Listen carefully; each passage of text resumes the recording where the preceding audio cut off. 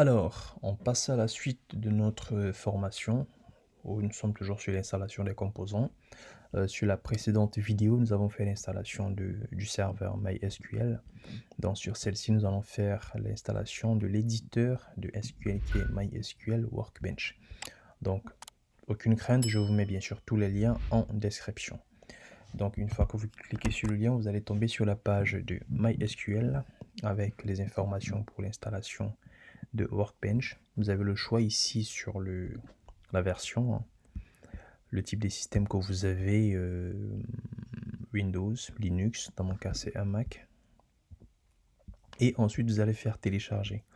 Petit conseil, je pourrais vous proposer, vu que là la dernière version, elle est sortie en septembre 2022, c'est-à-dire exactement 3 mois par rapport à quand je fais cette vidéo. Donc je vous proposerai de partir sur une version un peu moins récente. Je partirai sur la 8.30 qui est sortie en juillet. Voilà, au moins nous avons 6 mois de test et bien sûr la version elle est validée. Ça nous permettra de ne pas avoir d'erreurs d'une dernière version qui est potentiellement encore en bêta. Donc on part sur une ancienne version et on la télécharge. Voilà, hello. Et automatiquement le téléchargement il est lancé. Je pense qu'il est terminé.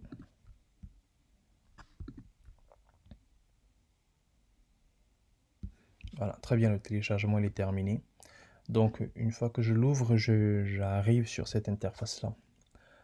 N'ayez aucune crainte, ce sera pareil sur Windows. Bon, ce sera peut-être pas pareil au niveau de l'interface graphique, mais ce sera pareil dans le sens où vous aurez en fait un fichier exécutable que vous allez lancer. Voilà, vous double-cliquez dessus et vous aurez bien sûr accès à toutes les étapes pour l'installation de Workbench. Alors sur Mac, il suffit tout simplement de glisser ce petit dauphin là dans le dossier.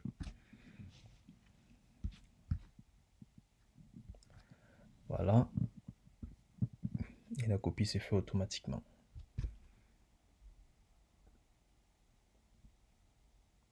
Donc pour la petite histoire, Workbench ici c'est l'éditeur de MySQL. C'est l'éditeur qui nous permettra d'avoir les tables, d'avoir une visibilité sur les tables, d'importer une base de données et bien sûr d'écrire toutes les requêtes que nous verrons par la suite. Voilà, donc il copie les fichiers. Alors là, l'installation est terminée de MySQL Workbench. Vous pouvez le vérifier en allant là sur la Launchpad et vous allez rechercher, bien sûr, vous avez MySQL ici, donc dans la Launchpad.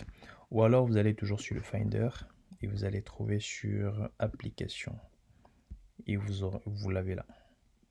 Donc il suffit tout simplement de le lancer.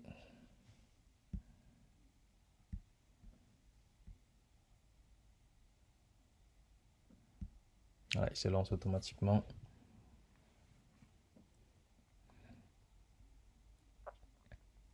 Ce sera bien sûr pareil sur Windows, hein. Voilà.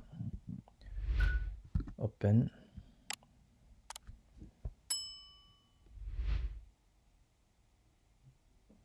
Voilà, très bien. Donc là, Workbench, il est lancé. Et là, vous voyez automatiquement qu'il a détecté ma base de données par défaut, mon serveur par défaut tant pour moi. Et nous allons pouvoir l'ouvrir. Voilà, très bien. Bon, peut-être une étape qui a sauté, c'est lorsque vous allez l'ouvrir, il va vous demander un mot de passe. Le mot de passe, bien sûr, admin que vous avez spécifié au début. Bon, moi, je l'avais déjà renseigné et j'ai fait en sorte que je puisse enregistrer le mot de passe. Donc, je n'ai pas besoin de le taper chaque fois. Mais bon, une fois que vous avez tapé le mot de passe, vous tombez automatiquement sur cette page-là. Et donc, c'est ça, Workbench. Bon, là, le thème, il est noir parce que c'est un thème que j'ai choisi. Éventuellement, en journée, il pourrait être blanc et vous pourrez faire la modification du thème sur les préférences. Donc, c'est dessus que nous pourrons nous pourrons écrire nos requêtes. Et voilà, donc pour le moment, nous n'avons pas encore de base de données, donc on ne pourra rien faire. On va dans la prochaine vidéo importer une base de données.